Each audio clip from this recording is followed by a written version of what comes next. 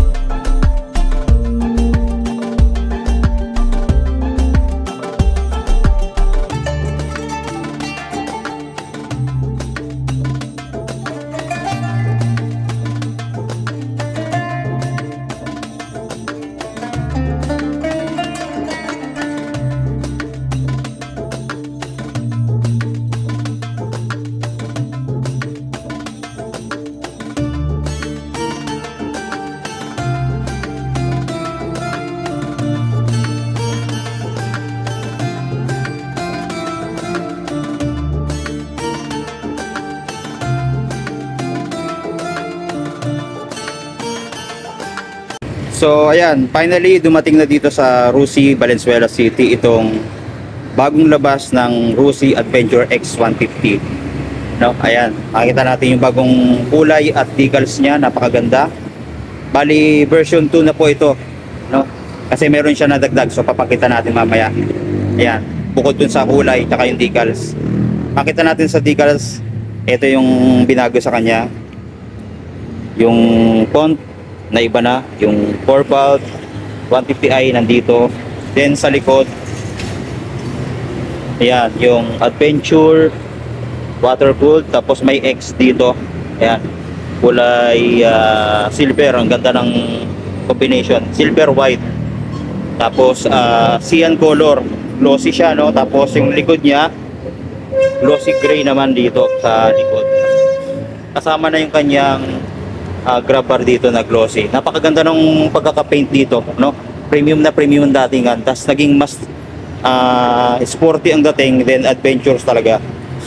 Then dito makikita natin silver din yung kulay niya. Then sa kanyang footboard or yung footrest natin, maganda, meron na siya accessories na nakalagay, no? Then kaya sabi natin version 2, mapapansin natin yung kanyang side stand dito, meron na siyang kill switch. Meron na. Nung nakaraan kasi, yung unang labas nito, wala pa siyang kill switch dito sa kanyang side stand. Then pagdating dito, meron din siyang kill switch, no? Hindi pa rin inalis to, may kill switch pa rin siya dito sa handle. So yun yung kagandahan, pwede mo dito patayin, pwede rin dito sa side stand. Mas safe dito dahil pag nakababa yung side stand ko, hindi mo mapapaandar yung motor mo. Then isa pang napansin ko dito sa kanyang panggilid, ito yung nagandahan ako dito, yung pagka-carbon fiber finish dito. Ang ganda ng pagkaka-design dito. Yan, pati dito sa airbox, napakaganda. Very premium ang datingan.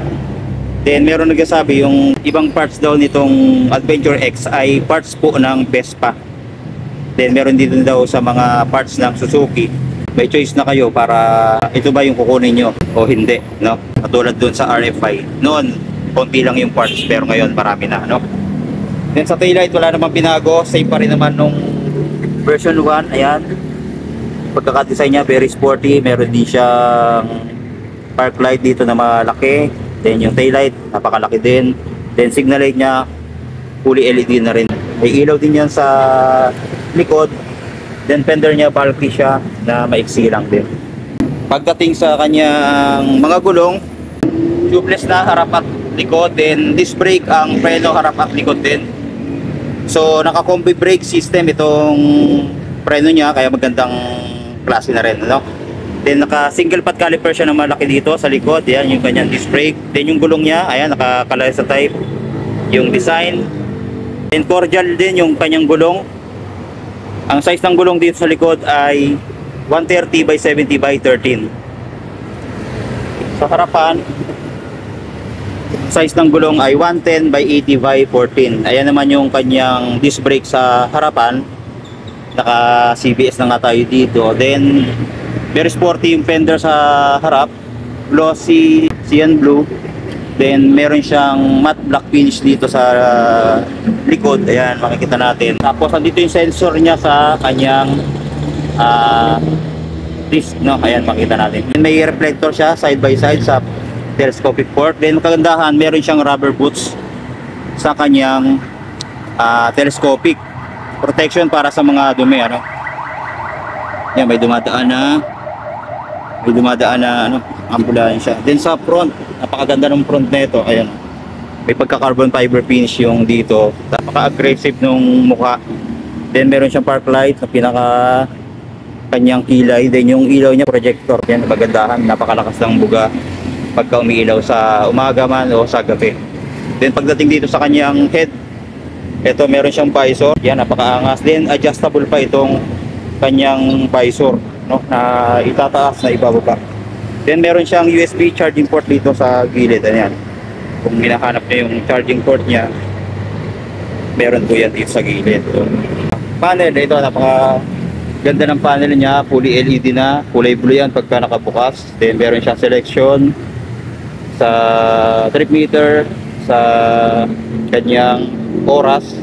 So kompleto na po, nandito na yung mga information na pwede mong makita dito. Then pagdating dito sa kanyang mga switch, ito, meron siyang passing light, high and low niya, hazard switch, ito, yung turn signal light, kusina. Yan, sa kabila, meron siyang kill switch nga po. Then bukasan pang ilaw at patayan, meron pa rin. Saka yung electric starter niya. So naka-silent starter na rin to, itong motor na to. Yung kanyang fuel tank andito nakalagay, no. Then sa upuan, napaka-komportable ng upuan nito. Napakalapat, ayan. Then saktuhan lang din yung lambot, no. Hindi naman siya sobrang lambot. Sakto lang. Then meron pa kasing balot eh, hindi natin makakita ng paayos. Tingnan natin. So sa design niya ng upuan ito, ayan. Ganda ng design dito, meron siyang umbok dito. Tapos napaka-smooth nung kanyang tela dito. No? Yan. Pwede ito mga kapatid pang long ride, itong maxi scooter na to, napakaangas. So ayan, sakyan natin kung gaano siya kataas. Sa height natin na 5'6", ayan.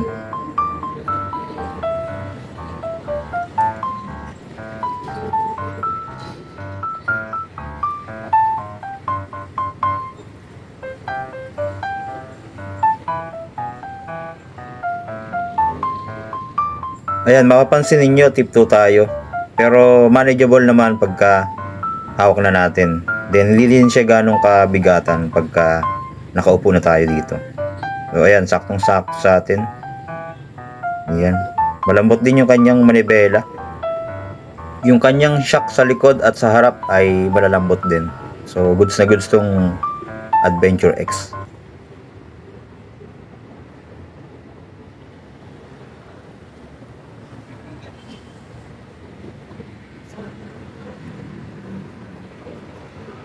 May kataasan to, medyo tip 2 tayo, pero tayo namang i-manage. All goods ang Rossi Adventure X version 2. So sa price naman, hindi naman nagbago. Ito yung kanyang price. Yan, 110,000. Tapos down payment nito ay 10,000. 12 months, 10,660. 24 months, 6,035. 36 months, 4,495.